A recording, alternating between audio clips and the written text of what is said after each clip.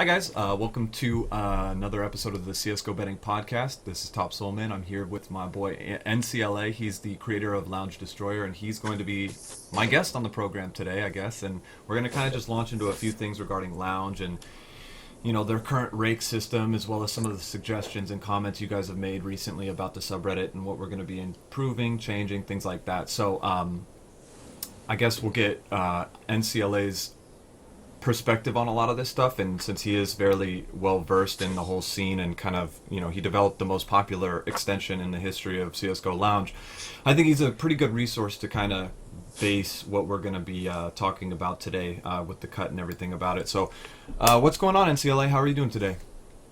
Hello.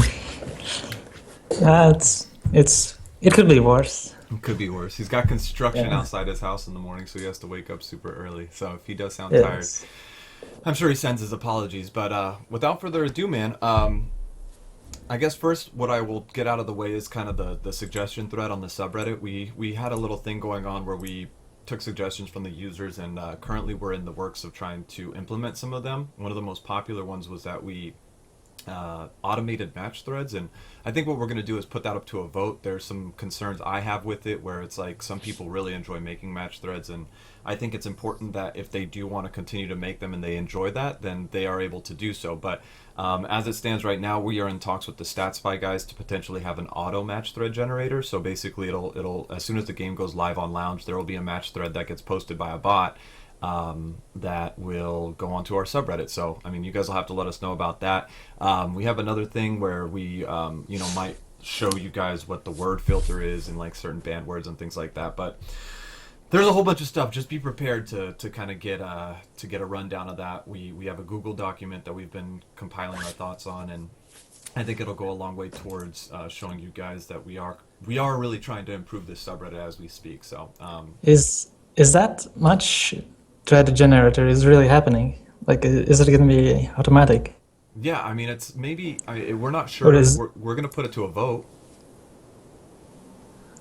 Because I mean, right now we're in the talks about it, because sometimes they're like, for instance, I could show you on the front page right now. There's a game on Lounge that doesn't have a match thread generated for it, and I mean, I don't know how to explain that other than to say that we, you know, maybe we could implement an automatic process that'll allow it to get posted, and then the mods will have access to change rosters and things like that, just in case, you know, there's a last minute change or something like that. But we're in talks right now about it, so hopefully, you know, if you guys want it, and if they don't help you, maybe we can somehow. Right. Yeah. Because you know how my stuff links CSGO launch games with HLTV and so on. Yeah, and if you have the rosters, the only thing that it needs to be coded like so that the rosters and the maps and it's to our format. Yeah. But yeah, we'll definitely like keep the But options open. It's not easy. Yeah, because right now with the StatSpy guys, they did make the match thread generator for us, and I think that they are, you know, they said they were really down to create the auto match thread generator too. So we'll see if that goes, and just keep your eyes peeled for a vote, maybe a straw poll in the near future. Whatever you guys decide, we'll kind of implement. Also, just a quick note: we did appoint a gentleman named Christy Boy to the mod team just yesterday. So welcome, Christy Boy. I think he's been a long-time contributor to the sub, and he's just a really good guy. Yeah. So. I think that's about it. To get to the real stuff that we want to talk about today, I think we're going to switch it over to NCLA and just kind of ask him a little bit about Lounge Destroyer. So I guess I'll launch in. When was Lounge Destroyer created, and like what year do you remember the process in which it was created? Yeah, basically, actually, I published the extension. Like, there were two parts, like, of timeline. One is where it was like a user script, not an extension, and then the second timeline where it was just an extension. Like, what's the difference? With extensions, you have more control over the page and the browser, so you can do more fancy stuff. Gotcha. And so when was it originally? Like, I kind of want to know the date in which you officially launched. Something like summer of 2014. And then how? And the extension was released actually on my birthday. So. Yeah. So your birthday's in the summer of. No, the extension. The extension got published in September So you made the change. Yeah, before that was user script, which was really basic. Gotcha. And then how many? I don't know if you're allowed to disclose this, but how many people? Do you know how many people use Launch Destroyer? Yeah, anyone can see that on the Chrome store, but currently it's been stable at 500,000 users. That's so fucking many, man. That's so funny. Yeah, it's been that way for quite a while, which might indicate that CSGO Orange has become stale a bit, but I don't know.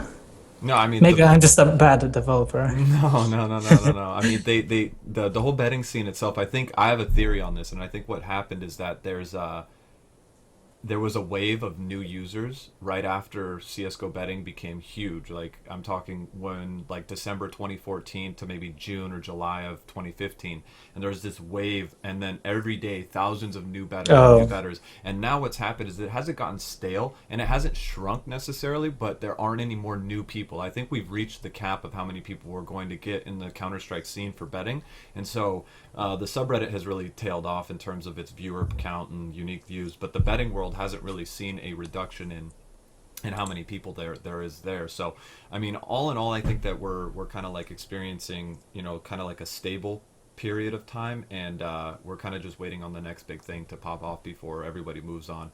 The majors still generate a lot of interest, and there's still a lot of money bet on the games, but until there's some changes at CSGO Lounge and or maybe some competition or something, I don't know what will revitalize the scene. But if you're sitting at 500k users for a plugin, that's got to be. It's been like that for past 6 months. Well, like that's some reason it doesn't. It has plummeted like 20k users, but it's been like that all the time. Well, that's got to be the most used plugin on Lounge, like 100%. Yeah, it's something like. It has the same amount of users almost as Steam Inventory Helper, which has like 700k. Steam Inventory Helper has shit. Yeah. Okay, full disclosure, I don't use Launch Destroyer. I never have used Launch Destroyer. And you know why? Because how could you? I don't have Chrome. And I know a lot of bettors out there, they use Chrome specifically because of CSGO betting and the Launch Destroyer functionality. So I mean, obviously your program does a lot of work, but I'm not as familiarized with it as probably a lot of the people who are listening to this podcast will be. In which case, I think that it's very interesting to understand that a lot of the things that your plugin does, they make up for the weaknesses that Lounge actually has. Yes. And it's something that Lounge has been stale for the past 3 years. It's been the same layout, same format. All they've been changing is the back end stuff and maybe a little bit of the rules. Yeah, but definitely have been changing something in the back end. It's just they don't tell what exactly. So it feels like they do nothing, but they actually do sometimes something. Yeah. Well, just to give props to them. Well, here's the thing. Okay, so here's the thing is I recently was approached, and they kind of asked like what we wanted to see from Lounge and what kind of changes that they might, what the users might be interested in, because Lounge has had a history of getting burned by the users in the sense that they constantly ask for feedback, and then the users shit on them, and then they kind of go back into their hole, and they like fuck talking to the community because they always get burned. And part of that's on them because they gotta have a better communication process. I think Zingo Zhang, or otherwise known as Shot Up, he posted something on the subreddit the other day about how they, he's going away from saying that they take no cut to taking a no profit sort of thing, and that was fairly well received. And so I think that if they just improve their communication, they might have a little bit better results when it comes to like public relations. But as it is, I mean, they deserve some of the fault for this stuff, and I think that they're kind of working towards getting better. But they asked us about what we wanted to see from the subreddit, and I think one of the people that I talked to, he said something along the lines of like, they should just implement everything that Lounge Destroyer has. And I was like, yeah, I mean, that's Lounge Destroyer is what Lounge would be if it was optimized. So I guess like, just tell me a little bit about how Lounge Destroyer has developed this, and what do you think is going to happen with Lounge over the next 4 to 6 months or so, and what changes you're going to implement potentially into Lounge Destroyer to make it better.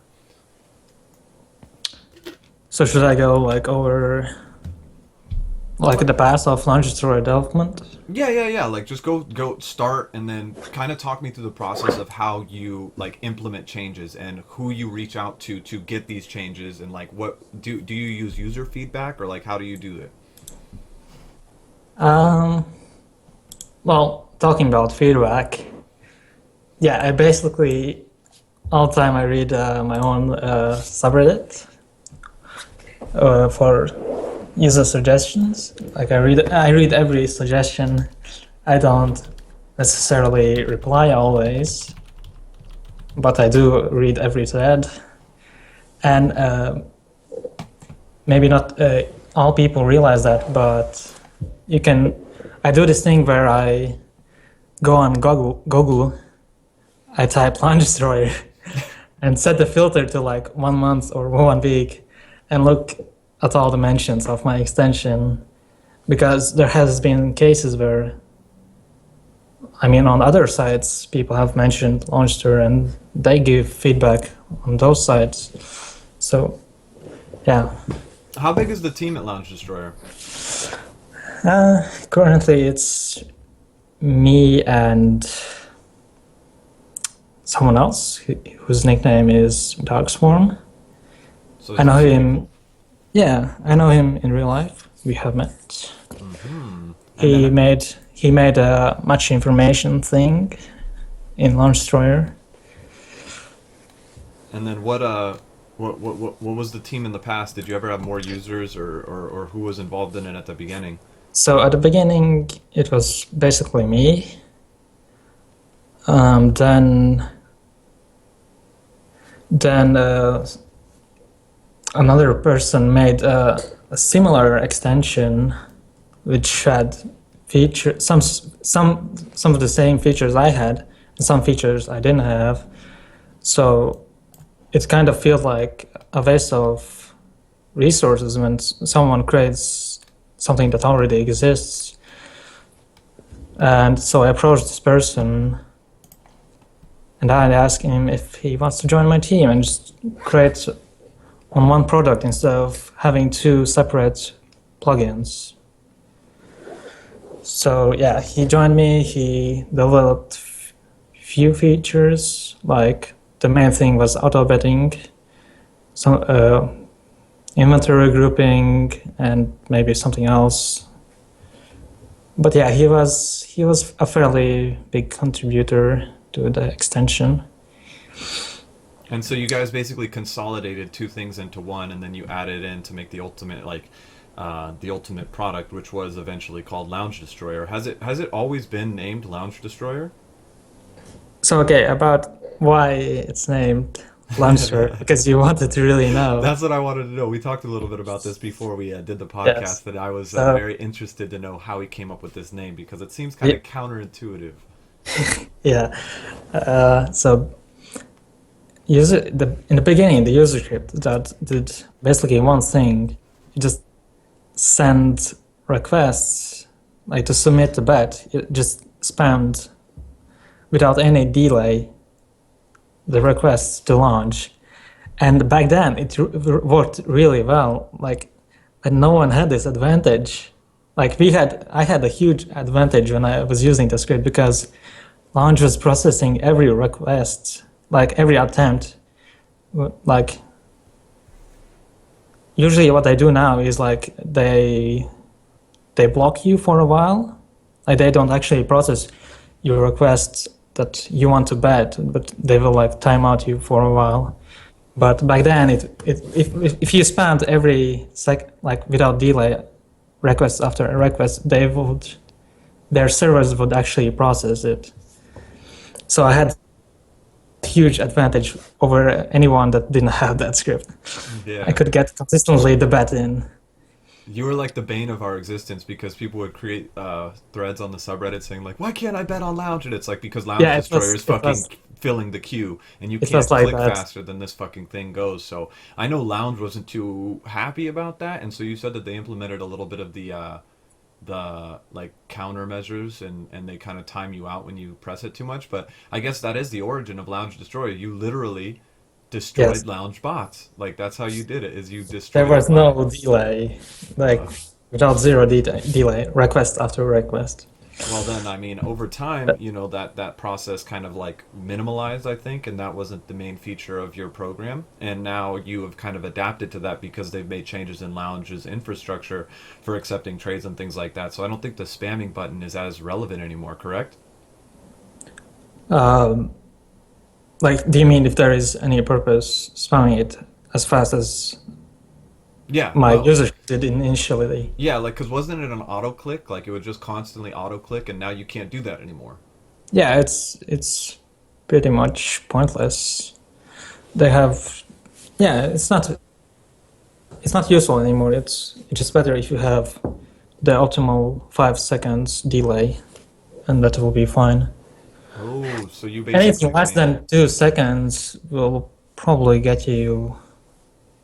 will give you difficulties.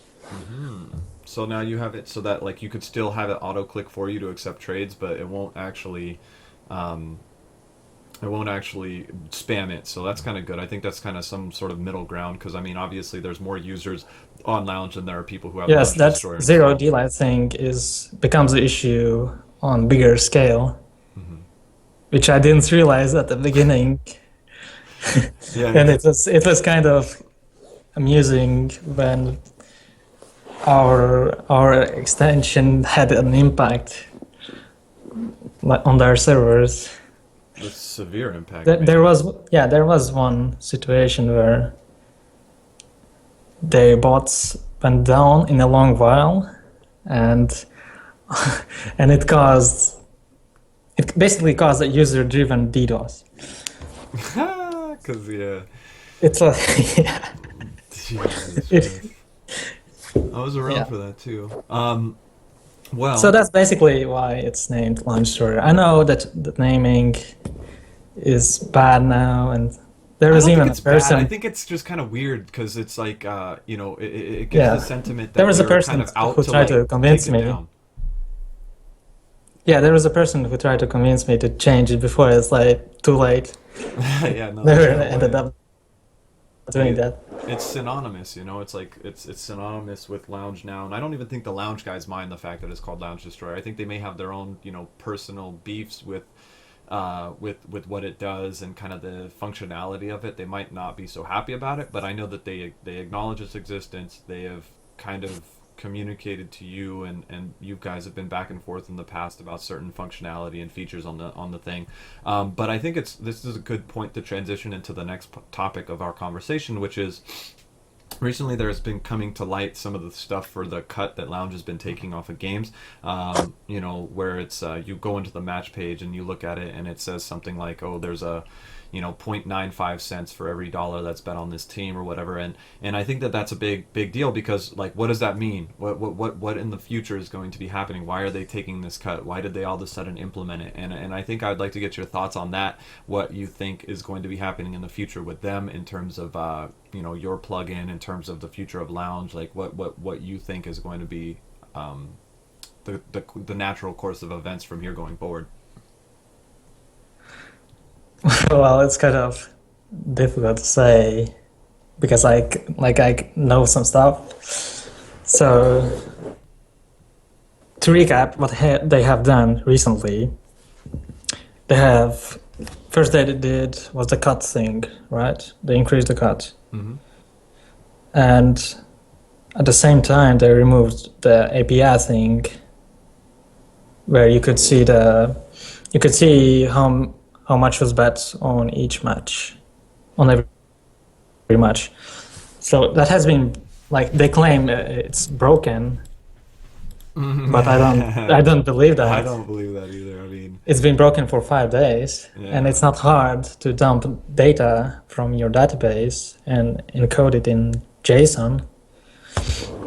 Well, and to give some perspective to people who may not be as in the know about what exactly that is, it's like the Lounge API, which is something that Monbray, if you guys ever know, there was an extension called Monbray, and basically it accumulates the entirety of Lounge's like total value of items bet on a game, and it kind of dumps them into a certain place that was publicly available for people who created extensions and things like that to like access, and Yeah, then you they could could you use could that. track you could track odds history basically with it Exactly. accurately. And so when they implemented It this is, cut, they took that away because I don't think they wanted for some people. reason. Well, I mean, I think they don't want people to uh, calculate accurately like exactly what the cut is. exact cut. Yes. Yeah, and I think that's a fair speculation. But I mean, Yeah. we're not Lounge, we don't know. We're not sure why they did it. It may Uh, not be working. So I think, regardless of what our opinion is on the matter, it's still important to note that like it's not. There has been no official statement. Nothing has actually come out as being concrete. So, in terms of like what the cut is, I mean, if they want to deny it, I mean, they can. But if you look at the numbers flat out, I know people have backed it up with screenshot images and spreadsheet, data to say that there was a cut being implemented. I don't know what the status of it is right now. I think people got it misconstrued that it was a 5% or 10% cut, and it's not that high. I mean, it was 2.5%. And the one thing I will say about Lounge is that they've been consistently, as much as they have issues, what I think that their good strong suit is that they've been consistent with their policies. Like, they've never ran off with money or tried to make extra money on the side. Like, they've been pretty consistent with that stuff. So I think if you guys are speculating they're going to go run away with their skins or something, I think that's unfair. What would prompt them to jeopardize their entire business just for a 2.5% cut on a few games? I mean, I don't know. But I think personally that they'll be implementing changes in the future that will possibly make you guys happy. And I mean, yeah, and some of another thing they did was, well, it's necessary to be mentioned, but another thing they did was release the CSGO team. Oh yeah, that's right. And maybe that's a cost-cutting maneuver. Like, everyone's like speculating, oh my gosh. But I mean, if they are trying to cut costs, I mean, a CS:GO team is expensive. You fly them out to certain places, and they come to America, or they go to Poland, or well, they're in Poland. But if they go to like Germany or something, and you have to pay for their hotels and travel and then salary and all that good stuff, it's expensive. So maybe they're trying to cut back on certain expenses. And I think that's important to note, that it's not necessarily that they're trying to run away with our skins, but maybe they're actually, for the first time in 3 years, going to implement changes to the site itself. Because I know you guys, we talked previously about prop bets. They never did that, and maybe they're going to implement. Where is it? You got me, man. I mean, what do you think this cut means in terms of like what happens if they make changes in the future that makes Lounge Destroyer effectively irrelevant? What does that mean for you? So did you say irrelevant? Yeah, like what happens if Okay. they take Lounge Destroyer and they say, okay, we're gonna destroy Lounge Destroyer, and we're gonna make the things that are natural in Lounge Destroyer embedded in our site, and we're gonna have that be the standard. Well, they can do that. Like, Launcher is to fill the gaps. What's like to fill everything that the site is missing, and if they do that themselves, I can't be mad about it really. But I don't think they can. Like, the feature list is huge for Launch Destroyer, and it's gonna get even. It can get even bigger. Like, there's so much to add, but I'm working on something else. Yeah. And you're only one man too. Like, it's hard to. I Yeah, mean, there's two currently. people, but Well, yeah, but it's like on extension, it's only me. yeah. So So, I mean, if they implement these changes and they're fully capable of doing so, well, we're actually going to talk about that a little bit later. But I don't mind. like, what would happen? I mean, you're going to fall back on like whatever your side project is, and that'll kind of be, the future of it. Because I know a lot of people, at least myself, I figured Lounge Destroyer was in some way profitable, but it actually is something that, if they take that functionality away and nobody needs it anymore, like, I feel like that would be kind of a tragedy. Like, I think, in my opinion, yeah, okay, but let me give you my opinion, okay? I'm going to tell you exactly what I think right now. I think that since Lounge is, if they're going to implement changes, let's just put it at, like, it costs money to implement these changes. Maybe that's why they're taking the cut. Maybe that's why they want to release their CSGO team that costs X amount of dollars. So let's say it costs X amount of dollars for them to implement the changes, and it's going to take X amount of months, whether that be 3 months, 5 months, 6 months, whatever, and it costs, $50,000, $100,000, $200,000, whatever it costs. Like those are just speculative numbers. But let's say, for instance, they bought Lounge Destroyer from you. Wouldn't that kind of kill two birds with one stone? Wouldn't you have it where you can make some money, right? But then also they would be getting something that avoids them having to take any kind of a cut, if that's what they're using the cut for, is to make implementations of changes. And it wouldn't take as long, you know. It would take them implementing what Lounge Destroyer is, and then it would alleviate you from having any kind of, you know, not responsibility with the Lounge Destroyer, but you could focus on your projects, whatever it is that you're working on. Yeah, but like, it's better to have the features already implemented inside than ask the user to install something additional to use the site to the full potential. Like, I don't think it's that easy. No, I don't think it's a great idea to purchase extension, but then if they want, they can do it. But they can drive that extension to crap basically if they take ownership of it. Well, I mean, that's the thing, is like it's all about a cost to work ratio. So like if it's going to take them 6 months to implement things you already have implemented, whereas if they could just, you know, work out something with you in the future or something, and it saves them 4 months of time, and they could just implement it in 2 months. I think that, you know, time is money, and so that might be something that's valuable. Now let me ask you a question. If they approached you about buying Lounge Destroyer, would you consider it? Well, it's gonna be a very astronomical price if I were to sell it. I'll give you an Op Asimov, a stat track field No, tested Op no, Asimov. fuck off. I'll give you that, and then I'll give you a French baguette bag, like a bag for a French baguette. Let me just give you my trade offer link and my address. Okay, perfect. Yeah, so send me We have a deal too. Perfect. So I think the realistic answer to that is that yes, you would. It would be a lot of money, but I think that you would definitely consider an offer. Which I guess kind of leads to my next point, which is your relationship with Lounge. I think that's one of the biggest factors in what's happening now, is kind of your relationship personally to the guys who develop Lounge Destroyer, and I'm kind of interested to get your thoughts on how you feel about those guys and what kind of interactions you guys have had in the past. So why don't you tell me a little bit about that?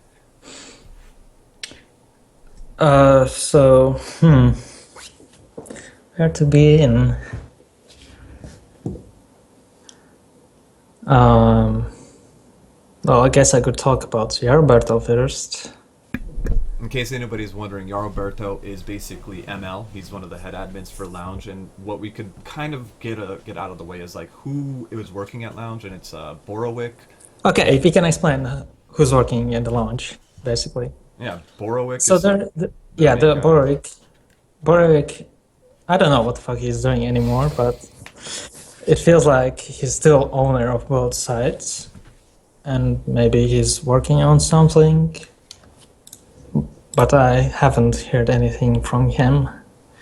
So then there is Jarberto, who's probably he's the developer, I think, the most active developer, I think the main developer of the CSGO launch. Do you know, or you don't know? Yeah, Jarberto is basically the head admin for Lounge, for the Lounge side of things. And then there's Courtney, Honey. Honey is the guy who does like their PR, ran their team. And then there's Shot Up, who's the guy who runs the North American side of things. So pretty sure a lot of the people I are thought aware. Honey and Shot Up are both the same person. No. Honey is like one of the co-founders, I guess you could call it, and he runs the CSGO Lounge along with Jarberto, also known as ML, who is they're the same person. But okay, I understand that your relationship with ML and Jarberto is not the greatest. Yeah, it's in the beginning we started, I think, talking when I started sending him bug reports to him. And actually, for the first bug report, it was well, it's hard to explain, but I'll just say it was a bug report for an XSS, which is cross-site scripting, and I actually got a reward for it. I got a OG hot rod from one of the admins. Really? Yeah, which is pretty awesome. So it started out on a good foot. Yeah, but yeah, it basically started quite nicely. And then it just went downhill from there. Yeah. What did you do? What exactly did you do to get on the bad side? I don't think when at that time the launch server wasn't yet really popular. But yeah, so there was one point where we got noticed, and some other extension developers got noticed as well. So we got into this group where all the developers were CSGO launch developers of extensions and so on was in one group, like to talk to the developer of CSGO launch and suggest and report bug fixes and ask for things. But it always was a one-sided conversation. From you or from them? From them. Like, we say something and they just, yeah, whatever. They kind of do their own thing even regardless of your suggestions? Yeah. I don't even even consider the Cloudflare thing. Maybe you can explain it.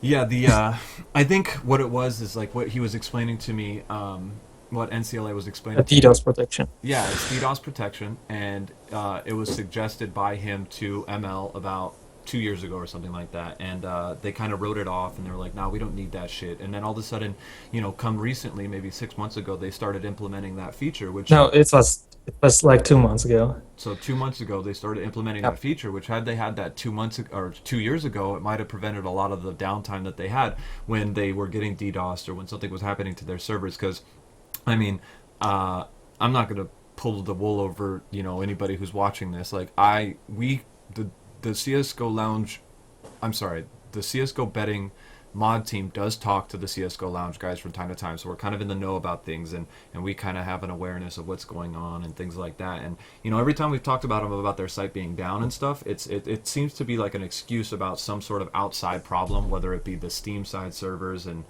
I don't know. It's just everything's getting DDoSed, and sometimes they do own up to it, and they do good DDoS. But what NCLA is saying is that he suggested something 2 years ago that they could have implemented, and they didn't. And it's an easy implementation. And I think it takes only 30 minutes. Yeah, and I think the implication of it is that they think that me and other developers don't understand them. Or like that you're inferior to them. Like they created this thing that's a juggernaut in the scene, and so they're the I only know how to create an extension, that I don't understand anything from servers or real programming. Yeah, and you obviously do, and I think that that's unfair for them to take that kind of stance when they're sitting here and they're experiencing problems, and their site has obviously got its certain features about it that are lackluster, in which case they do need to improve, and they're not taking the feedback of the users, they're not taking the actual expert advice from people who have worked within the scene, developed extensions like yourself, like Kinsey, like anyone else. I know that they've kind of had it like it's a us against them mentality. Like not just like us or like a competitor like FanObet or now HLTV. It's quite literally like it's Lounge versus the community. And I think that's a mistake on their part to have that kind of animosity. They should embrace the community and try to serve them rather than ignoring them and rather than kind of butting heads with them, because there's a lot of talented people in the scene now, especially that there's so much money. And I think it's kind of like I wish they would kind of open their arms and embrace it a little bit more. and I've gotten things in the past where they've said something like, it's hard for us to trust people. And I get that, I get that, because once you give access to the coding, if someone changes something, then, that really fucks their whole operation up.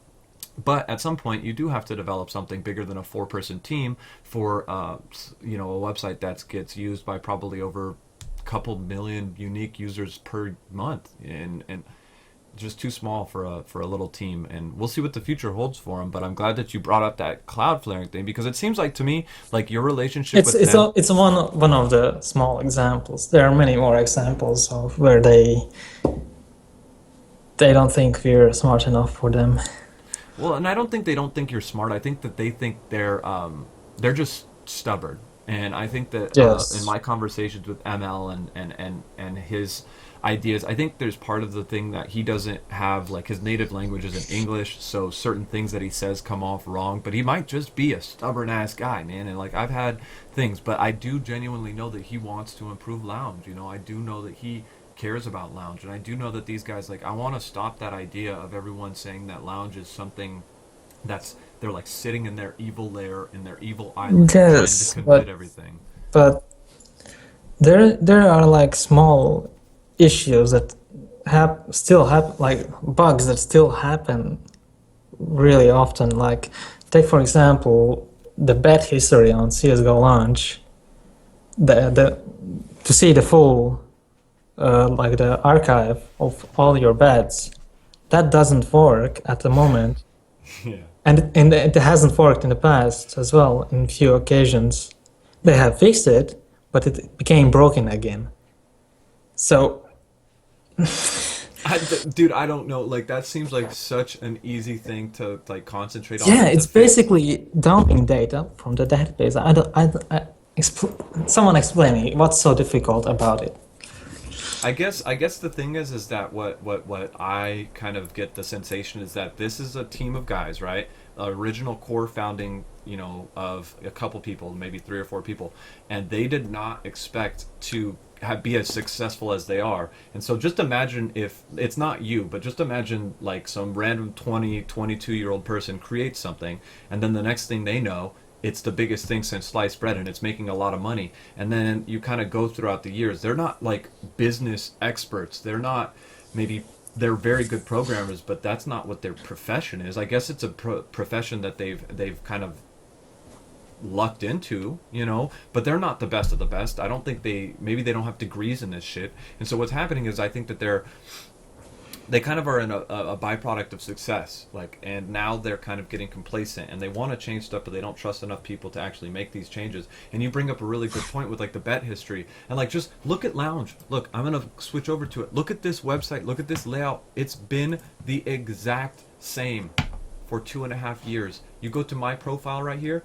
and this thing. Look at how terrible of a layout, in my opinion, this is.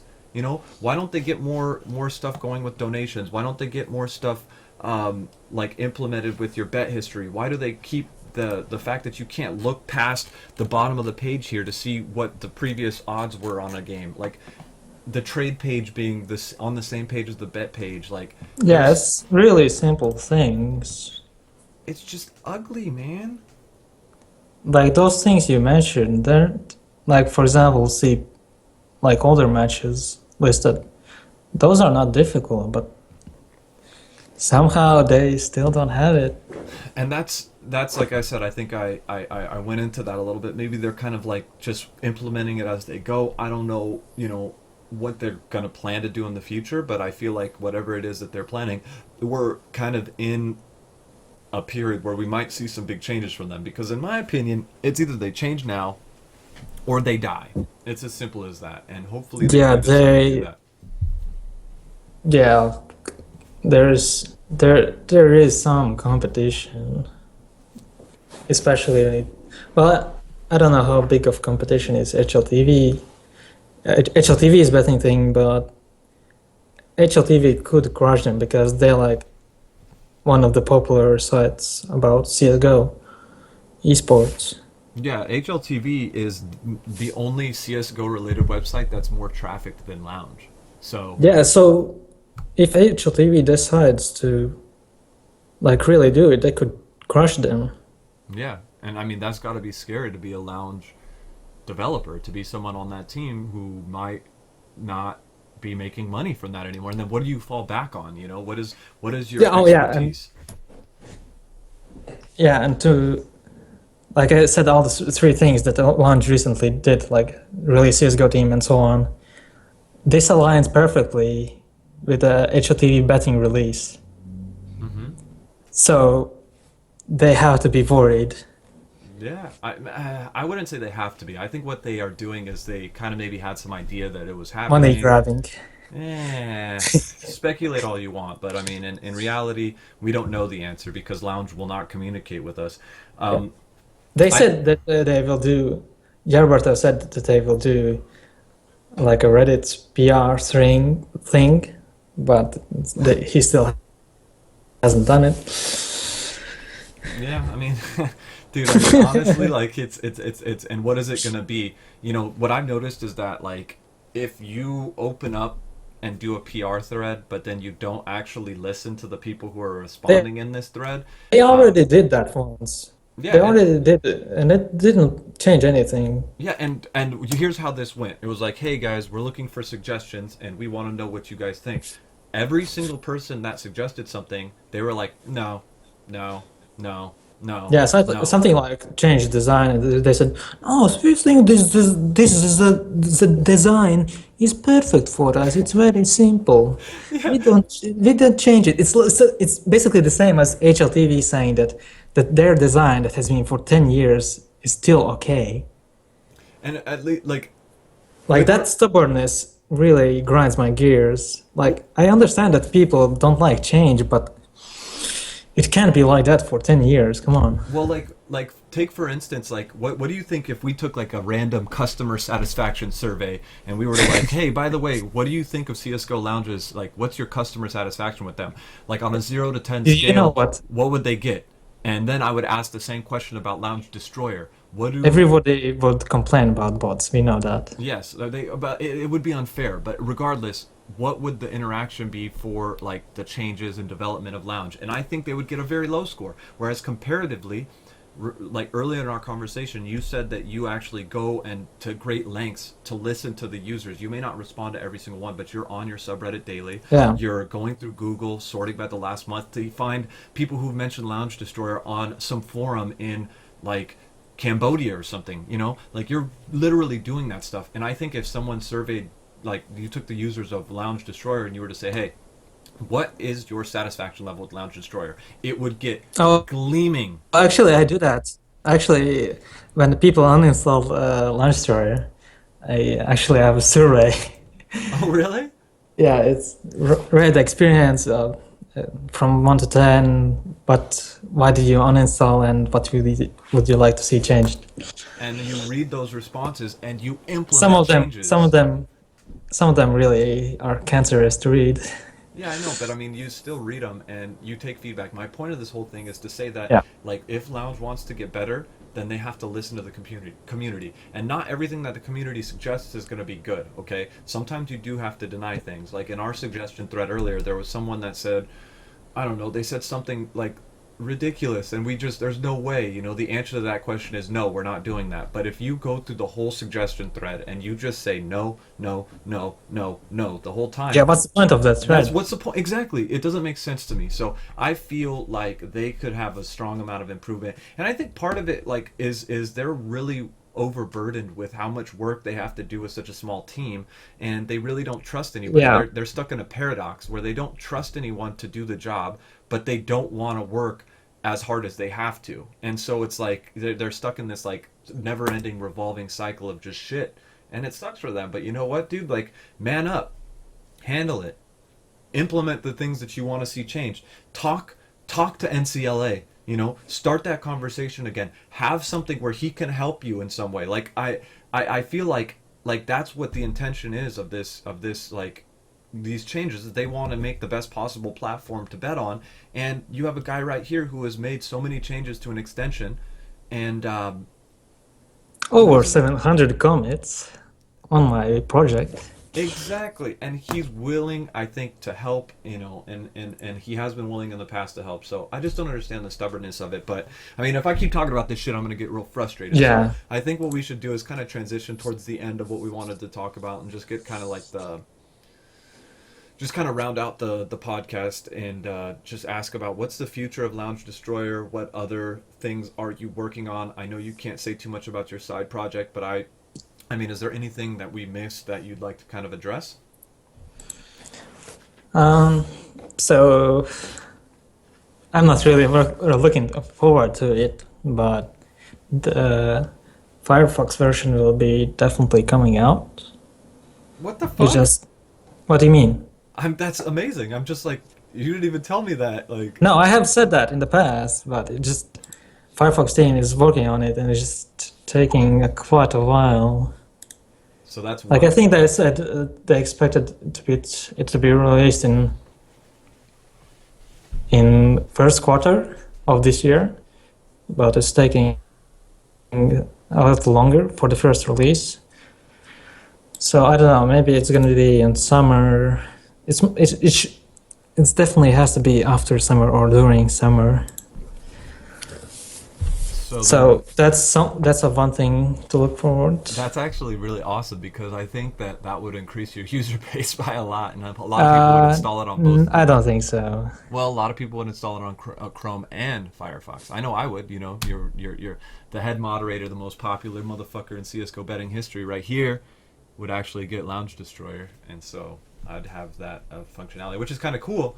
But what else? What else is coming along? What happens if in 6 months Lounge implements all these changes and basically, destroys Lounge Destroyer? What then? I don't know, dude. You're just gonna jump off a bridge or some shit? Wait and see. What else? I recently helped Kinsey actually. Oh yeah, Maybe you saw it. Yeah. Yeah. Shitloads faster. Previously, for each, like to fetch an item's price in the past, you would have to fetch the whole history from Steam, which was quite slow because you had to do it for each item individually, and you would also get rate limited by their servers.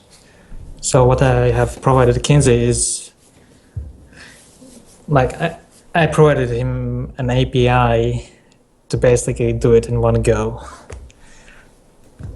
And that I'm sure a lot of people are looking forward to the return of Lounge Stats because that shit was always fun to show your graph off and kind of keep track of your progress, and everybody kind of utilized it, and I think it was a very helpful feature, so hopefully that goes along well. And I know that you and Kinsey are close and you guys help each other and have helped each other in the past, and I mean, all in all, man, like I think the future is going to be interesting. As I mentioned at the beginning for this whole thing is I think we've capped. I don't think the user base is going to get any bigger. We've attracted all the new users we can. The only way we'll get new users if people get banned and then create new accounts using VPNs and IPs that they haven't used before. That's the situation we run into on Global Offensive Trade a lot, is like people will create all the accounts after we ban them, so that you have 65,000 subscribers on that sub, but you don't, not all of them are actual subscribers. Like everyone, like out of those 60,000, like 10,000 of them are alts. So I don't know. Anyways, that's a different story altogether. But I mean, not much else is gonna happen. Not much is planned except the Firefox extension. So we have something on the lines in terms of Lounge Destroyer. We'll wait and see what happens with the actual Lounge development and what they're going to do to implement changes here. I really look forward to hearing your guys' feedback on the suggestions thread. We're going to be making some changes, and we're probably going to be posting something on the subreddit where we keep you up to date with what our suggestions are, and we're going to have a Google document that has kind of like our thoughts, and you guys could view it kind of in the same vein that the staff list is. If you go down here, there's a staff list, and you could click on it, and it goes to a Google document that's viewable, publicly viewable, but it's not actually editable, obviously, but the mod team will be able to like provide that to you. Also, we're always looking to expand things in the future. I think we're going to be running a banner creation contest, and I got some prizes actually that I might decide to utilize. I got a field tested off Asimov, and I have 4 of those actually that were given to me, and I'm going to use them to distribute to the subreddit for different occasions and things like that. We do have something weird in the works that I'm not sure if I should announce, but well, I'll get more into that later. But the main thing is for the subreddit, specifically for the subreddit, just before we go, one, auto match thread generator. I want to understand if you guys want that. Two, banner design contest. That is a big thing. Three, the stats by people implementing certain things on the website that, or on the subreddit that we've been like changing, whether it be the CEST timing for the match threads, things like that. And then we have a whole bunch of other things that we'll go over later. But I just wanted to thank NCLA for coming on the podcast today, and hopefully you guys did enjoy. And yeah, if there's anything you want to add, man, now would be the time. Oh, thanks for listening. There you go. Finally, the voice of Lounge Destroyer comes forward. And ladies and gentlemen, I hope you did enjoy the podcast. I will return, and we will return sometime in the near future. But have a good day, and we will see you on the subreddit. Later.